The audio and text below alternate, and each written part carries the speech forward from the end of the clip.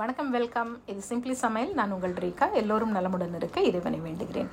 இன்றைக்கி ஒரு சூப்பரான தால் ஃப்ரை, அதுவும் தாபாவில் செய்யக்கூடிய ஒரு டேஸ்டியான தால்ங்க. அது ரொம்ப அருமையாக இருக்கும். இது கூட ஜீரா ரைஸ், இது ரெண்டும் பார்த்திங்கன்னா ஒரு செம்ம காம்போ. ரொம்ப நியூட்ரிஷியஸான டேஸ்டியான ஒரு கம்ப்ளீட் மீல்னே சொல்லுவேன். இந்த தால் நீங்கள் ரைஸ்க்கு மட்டும் இல்லை, சப்பாத்தி, பூரி, தோசை எது கூட வேணாலும் சாப்பிட்லாம். பட் எனக்கு ரொம்ப பிடிச்சது இந்த ஜீரா ரைஸும் இந்த தால் ஃப்ரையும் ஒரு செம்ம டேஸ்டியான காம்போ. இதே மாதிரி நீங்களும் ட்ரை பண்ணி பாருங்கள். லஞ்ச் பாக்ஸ்க்கும் கொடுத்து அனுப்புறதுக்கு ½ செஞ்சு முடிச்சுடலாம். நம்மளுடைய சேனலை புதுசாக பார்க்குறவங்க, சேனல் உங்களுக்கு பிடிச்சிருந்ததுன்னா மறக்காமல் சப்ஸ்கிரைப் பண்ணிக்கோங்க. பெல் ஐக்கான் கிளிக் பண்ணிவிடுங்க. ஆல் பட்டனும் ப்ரெஸ் பண்ண மறந்துடாதீங்க. வாங்க இப்போ நம்ம கிச்சன் போகலாம். இந்த மசாலா தாலுக்கு 3 வகையான பருப்பு நீங்கள் எடுத்துக்கணும். நான் இன்றைக்கி துவரம் பருப்பு, மைசூர் பருப்புன்னு சொல்லுவாங்களே அந்த ஆரஞ்சு கலர் பருப்பு, அது பாசிப்பருப்பு, இது 3 எடுத்திருக்கேன். சப்போஸ் நீங்கள் துவரம் பருப்பு, கடலைப்பருப்பு, பாசிப்பருப்பு இப்படியும் எடுத்துக்கலாம்.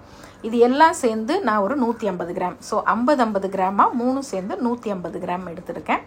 இது 4 பேர் சாப்பிட்றதுக்கு ரொம்ப தாராளமாக இருக்கும். ஸோ 2-3 தடவை நல்லா வாஷ் பண்ணிவிட்டு ஒரு 1/4 டீஸ்பூன் மஞ்சத்தூள் சேர்த்துக்கலாம். 1/2 டீஸ்பூன் நெய் இதில் போடுங்க. ப்ரெஷர் குக்கர் மூடிட்டு ஒரு 2 விசில் விட்டால் என்னுடைய குக்கரில் பருப்பு நல்லா வெந்துடும். அதுக்கேற்ற மாதிரி நீங்களும் உங்கள் குக்கரில் எத்தனை விசில் போட்டால் வேகுதோ அந்த டைமில் நீங்கள் எடுத்து வச்சுக்கலாம். இப்போ இது தாலுக்கு தேவையான எல்லாரும் கட் பண்ணி வச்சுக்கிங்க. வெங்காயம், தக்காளி, இஞ்சி, பூண்டு, கொத்தமல்லி நிறைய போடணும் இந்த தாலில். அதனால் ஒரு 1/4 கட்டு கொத்தமல்லியாவது பொடியாக கட் பண்ணி வச்சுக்கலாம். இப்போ பருப்பு வேகட்டும், அதுக்குள்ளே நம்ம ஜீரா ரைஸ் ரெடி பண்ணிவிட்டு வந்துடலாம். இந்த பருப்பு விசில் போட்டு இறக்கிறதுக்குள்ளே நம்ம 10 நிமிஷத்தில் ஜீரா ரைஸ் செஞ்சிடலாம். ஃபஸ்ட்டு நான் இன்றைக்கி ஜீரா ரைஸ், ஜீரா புலாவ் பாஸ்மதி அரிசியில் செஞ்சிங்கன்னா தான் அது நல்ல டேஸ்ட்டாக இருக்கும். நீங்கள் நார்மல் ரைஸில் கூட செஞ்சுக்கலாம். உதிரியாக ரைஸை முதல்ல வடித்து வச்சுக்கோங்க. இப்போ ஒரு எண்ணெய் சட்டி வச்சுக்கலாம். நெய்யிலையும் செய்யலாம், எண்ணெயிலையும் தாளிக்கலாம். ஒரு 3 டீஸ்பூன் நான் ஆயில் தான் போட்டிருக்கேன். 1 டீஸ்பூன் நல்ல தாராளமாக நல்லா குமிச்சு எடுத்த ஜீரா அது போடுங்க. நல்ல ஜீரகம் பொரிஞ்சு வாசனையாக அப்படி பொரிஞ்சு வரும். 2 காஞ்ச மிளகாய் போட்டுக்குங்க. இதில் 1 டேபிள் ஸ்பூன் அளவு பொடியாக நறுக்குன கொத்தமல்லி. இப்போ இதெல்லாம் பொரிஞ்சு வந்தோன்னே ஃப்ளேமை சின்னது பண்ணிவிடுங்க. இந்த ரைஸ்க்கு தேவையான அளவு உப்பு, ஒரு 1/4 டீஸ்பூன் உப்பு சேர்த்துருக்கேன். இந்த கொத்தமல்லியோட ஃப்ளேவர், இந்த ஜீராவோட ஃப்ளேவர். இப்போது ரைஸை சேர்த்துடலாம். சேர்த்துட்டு நல்லா கலந்து விட்டுடுங்க. ரொம்ப சிம்பிள் தான், ஆனால் சாப்பிட்றதுக்கு ரொம்ப டேஸ்ட்டாக இருக்கும். உங்களுக்கு நீங்கள் ட்ரை பண்ணி பாருங்கள். ஹை ஃப்ளேமில் வச்சு ஒரே ஒரு நிமிஷம் நல்லா ஃபுல்லாக டாஸ் பண்ணி விட்டுட்டிங்கன்னா நமக்கு ரைஸ் ரெடி ஆகிடும். ஸோ இப்போ நம்மளுடைய ஜீரா ரைஸ் ரெடி. எவ்வளோ குயிக்காக ஆகிடுச்சு பாருங்கள். ஆனால் சாப்பிடும்போது பார்த்திங்கன்னா உங்களுக்கு நல்ல ஒரு ஃப்ளேவர்ஃபுல் புலாவ் சாப்பிட்ட மாதிரி ஒரு ஃபீல் இருக்கும். அவ்வளோதான், ரெடி ஆகிடுச்சு. இப்போ பருப்பும் ரெடி ஆகிடுச்சு, வெந்துடுச்சு. பருப்பை நம்ம தாளிச்சிடலாம். கடாய் வச்சுருக்கேன். 2 டேபிள் ஸ்பூன் எண்ணெயும் ஊற்றிக்கலாம், நெய்யும் ஊற்றிக்கலாம். உங்களுக்கு எது வேணுமோ அது சேர்த்துக்குங்க. பொடியாக நறுக்கின வெங்காயம், 2 வெங்காயம். அதில் 1 டேபிள் ஸ்பூன் வெங்காயத்தை மட்டும் நான் அப்படியே வச்சுருக்கேன். இது ஃபைனலாக நம்ம ஒரு தாளிப்பு போடும்போது அந்த வெங்காயத்தை நல்லா ப்ரௌனாக வறுத்து ஃபைனலாக போடணும். இப்போது வெங்காயம் ஒரு லைட்டு கோல்டன் ப்ரௌன் அந்த அளவுக்கு நம்ம வதக்கிக்கலாம். அதுக்கப்புறமா பொடியாக நறுக்கின பூண்டு, ஒரு 10 பல் பூண்டு பொடியாக நறுக்கி வச்சுருக்கேன்.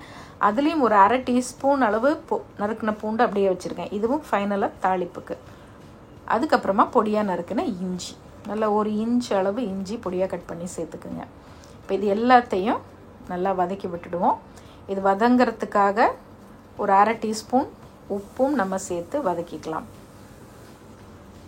ஸோ ஒரு ரிச்சான ஒரு ப்ரோட்டீன் ரிச் டிஷ் இது. இப்போ வதங்கிடுச்சு.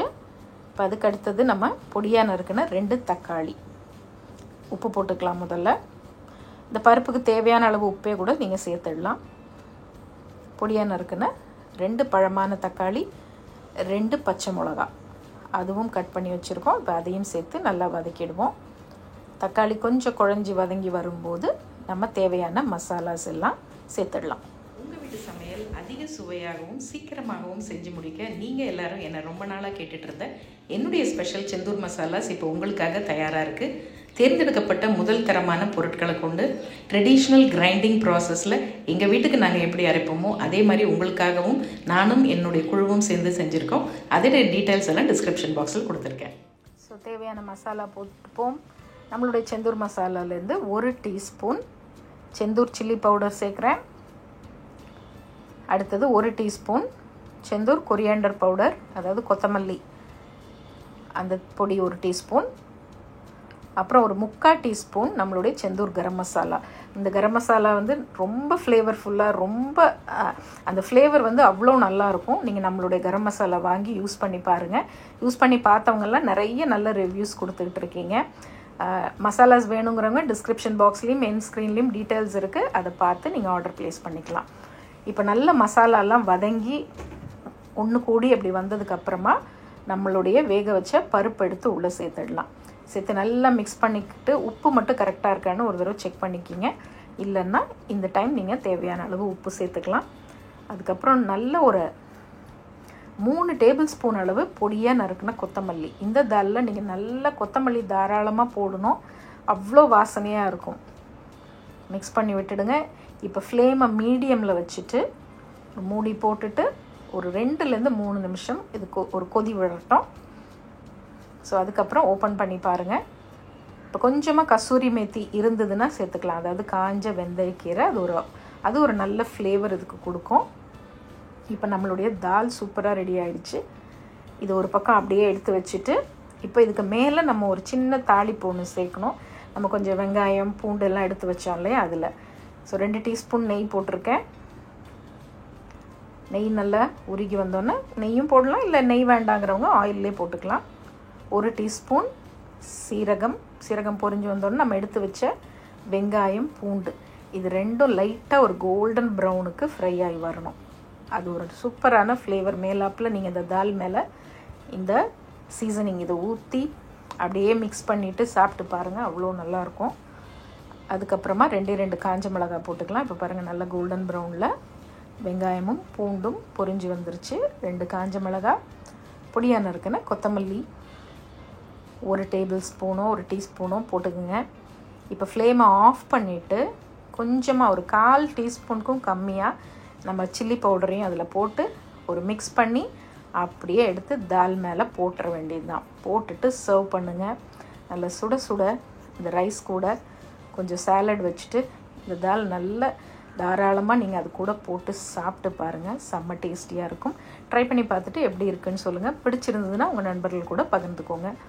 இன்னொரு ஃபேண்டாஸ்டிக் ரெசிபியோடு பார்ப்போம். இது சிம்பிளி சமையல். நான் உங்கள் ரேகா. தேங்க்ஸ் ஃபார் வாட்சிங். Take care. பை.